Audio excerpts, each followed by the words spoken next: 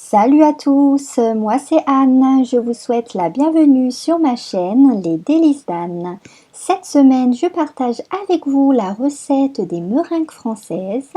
Dans la vidéo, je vous apporterai des conseils précieux vous permettant de les réussir. Les meringues sont très rapides à réaliser et sont très appréciées des enfants. J'en réalise moi-même très souvent pour décorer certains de mes gâteaux comme les number cakes par exemple. Pensez à vous abonner si ce n'est pas encore fait, ainsi vous pourrez recevoir les nouveautés en pensant à activer la petite cloche des notifications. Voyons ensemble la liste des ingrédients. Pour la réalisation des meringues françaises, j'ai utilisé 120 g de blanc d'œuf qui correspond à 3 blancs d'œufs moyens environ. J'ai également utilisé 240 g de sucre en poudre, à savoir le double du poids des blancs d'œufs, l'équivalent d'une cuillère à café d'extrait de vanille. Et pour finir, un peu de colorant alimentaire. J'ai choisi du bleu, du rouge et du violet. Mais vous pouvez tout aussi bien ne pas en utiliser ou utiliser une ou des autres couleurs. Pour commencer, versez les blancs d'œufs dans le bol de votre robot pâtissier muni de la tête du fouet.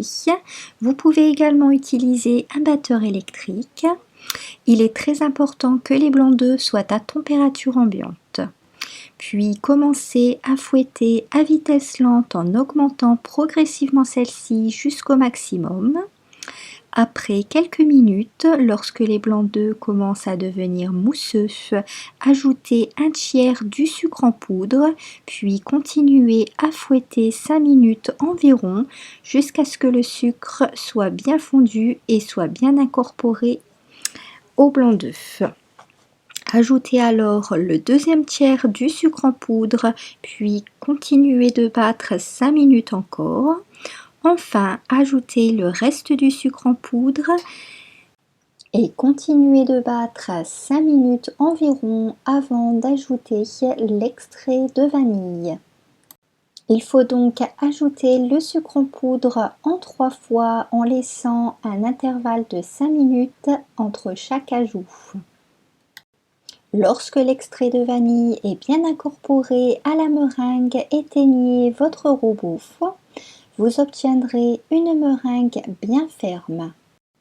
J'ai ensuite séparé la meringue en 3 parties égales et j'y ai ajouté un peu de colorant alimentaire rouge, violet et bleu. J'ai utilisé pour ma part du colorant en poudre que j'ai dosé à l'aide de la pointe d'un couteau. Vous pouvez également utiliser du colorant en gel si vous le souhaitez. J'ai mélangé délicatement chaque colorant à l'aide d'une maryse jusqu'à ce que j'ai obtenu une couleur homogène. Si, comme moi, vous utilisez plusieurs couleurs, disposez 2 feuilles de film alimentaire sur un plan de travail en les faisant se chevaucher, puis appliquez la meringue en effectuant une rangée de chaque couleur côte à côte. Puis roulez la meringue en vous aidant du film alimentaire en refermant de chaque côté. Coupez ensuite un des côtés, puis placez le boudin ainsi obtenu dans une poche à douille munie d'une douille cannelée. Pensez à appliquer une pointe de meringue sous chaque coin de la feuille de papier cuisson afin d'éviter qu'elle ne bouge.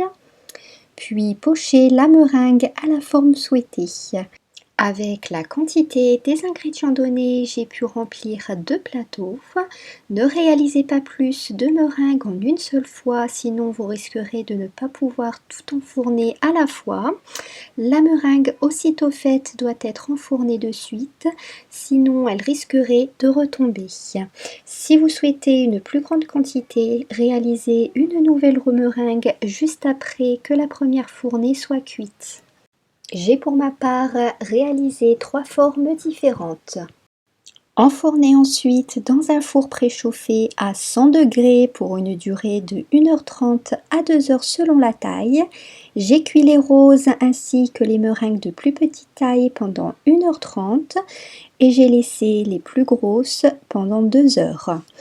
Les meringues craignent beaucoup l'humidité, par conséquent j'ai entrouvert la porte du four pendant quelques secondes pour laisser s'échapper la vapeur toutes les 20 minutes de cuisson. Cela vous permettra de ne pas obtenir des meringues collantes. C'est ce qui arrive parfois lorsque le taux d'humidité est trop élevé. Et voilà, les meringues françaises sont terminées. Si vous respectez bien les conseils donnés, vous obtiendrez des meringues parfaitement sèches.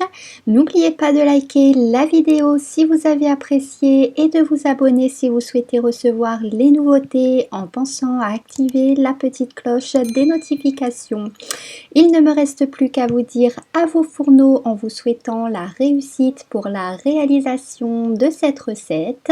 Je vous dis à très bientôt dans l'une de mes vidéos. Ciao ciao!